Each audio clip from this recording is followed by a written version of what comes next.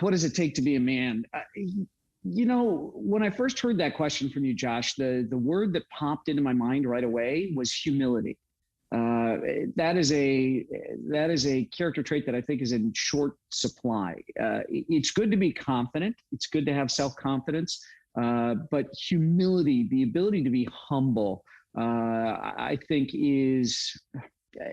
I went to Catholic school growing up, and the nun who was in charge of our school used to say that kindness can only be expected from the strong. And I do believe that comes from having a well of humility. And throughout the entire COVID pandemic, one of the things I've been trying to teach my kids is to have grace, to be humble, and to leave space for other people who may be stressed out. Everybody we meet is dealing with some sort of a challenge. It may be visible. This may be somebody who's got a disability, or a child who has a disability, or it may be invisible. It may be they're having trouble with a spouse or at work, or a health issue that isn't evident. So I think probably one of the most important ingredients to being a man is humility. I would agree with you there, man. I think that's, and it doesn't seem like it's as common as it should be. Although maybe it is, because usually the people that are humble are the ones that you don't hear screaming on the news, you know? Mm-hmm. Yeah, that's true. And there's a lot more people that we don't hear screaming on the news. So maybe it is a more common trait than we think.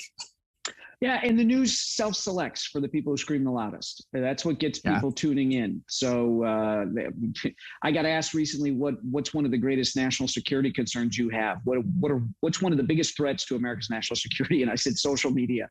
I said, it is so damaging. People get on their Facebook pages. They are only hearing from people who think just like them and talk just like them. And it is a prime position for foreign adversaries to creep in and poison us and deepen the culture wars. Because if you're on a Facebook page where you think everybody thinks like you start believing everything that gets put on that page. It's very dangerous to get your news and your opinions and your information from one narrow silo. It's very, very dangerous. So I have the humility to be willing to engage with ideas and people who you don't automatically agree with. How about that? Definitely. Key to being a good man, being a good human being, being a good American.